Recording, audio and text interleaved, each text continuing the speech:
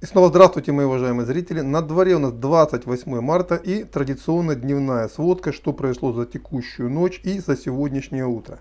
Ну, основное направление, которое сегодня интересует всех, потому что уже и западные разведки, и ВСУ уже все сходятся во мнении, что основные события будут происходить сейчас в районе Донбасского фронта. Причем уже даже в Генштабе ВСУ уже пришли ко мнению, что вытащить обратно уже эту донбасскую группировку ВСУ нет никаких возможностей. И ее там скорее всего и похоронят. Так вот, основные события происходят сейчас действительно именно здесь.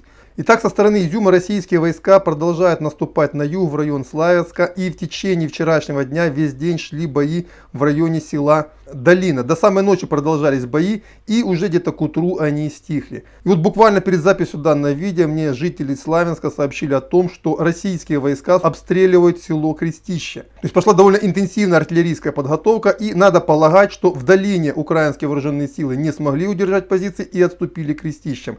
А это уже, на самом деле, примерно 5-6 километров от Славянска. Канонада в городе слышна довольно отчетливо, то есть фронт приближается неумолимо. Причем прорыв фронта в районе Долины приносит еще одну очень большую неприятность для вооруженных сил Украины, а именно Святогорский монастырь они должны будут оставить. Там очень удобные позиции, с которых можно наблюдать территорию на десятки километров вокруг. Именно по этой причине потеря позиций в районе Святогорска катастрофически отразится и на ситуации в районе Лимана, откуда далее должны наступать уже войска народной милиции Луганской Народной Республики. По Барвенково новостей у меня нет, но я так понимаю, что и туда должны российские войска постепенно выдвигаться, потому что следующий укрепленный район, который прикрывает дорогу на Покровск, а именно сюда должны наступать российские войска, чтобы взять в мешок всю вот эту донбасскую группировку противника. То есть пока у меня там новостей о том, что там происходит, нет. Но я так понимаю, что сегодня-завтра мы обязательно об этом услышим. На Горловском направлении традиционно войска народной милиции ДНР и также российские войска, там уже участвуют российские войска, продвинулись на несколько километров вперед.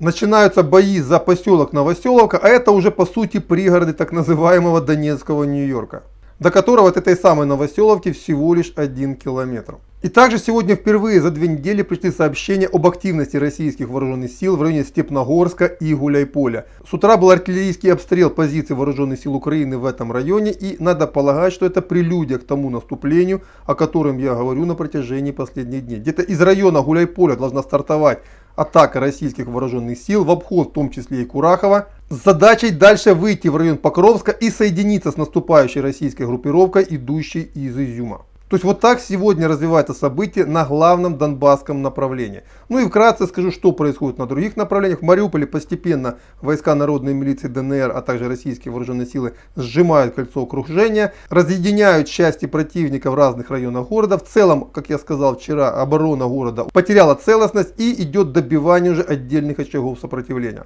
Под Киевом, южнее Житомирской трассы, также с утра активизировались боевые столкновения. Бои шли в районе примерно несколько километров севернее от города Бышево. Но опять же, я не могу сказать, кто кого там атаковал. Были там атаки пехоты. Идет серьезная работа артиллерии с обеих сторон, и пока результатов у меня нет. Ну и также на протяжении вчерашнего дня и ночи была серьезная активность в районе Чернигова. То есть российские вооруженные силы, очевидно, пытаются все-таки закончить вопрос с черниговской группировкой. И не случайно именно в этом районе вчера было сбито аж целых 4 украинских боевых самолета. То есть Генштаб ВСУ, понимая отчаянную ситуацию, в которую попал Чернигов, и понимая его значимость, пытается всеми силами помочь гарнизону. Потому что для российских вооруженных сил Чернигов взять принципиально важно. Это сразу резко упростит ситуацию с логистикой, снабжением группировки российских вооруженных сил в районе Киева, а также позволит, по сути, без проблем занять своими военно-гражданскими администрациями всю северную Черниговщину и северную часть Сумской области.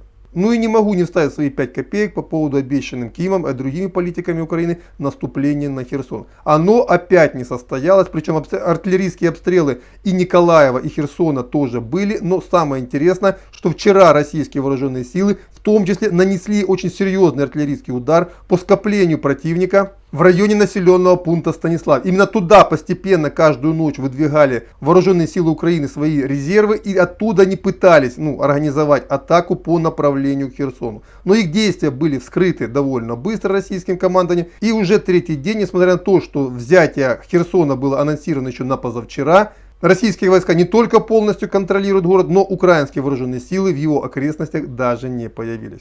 Вот это примерно то, что сейчас происходит на фронтах войны в Украине. На этом по этой теме на пока все. До свидания. Ну и до следующих встреч.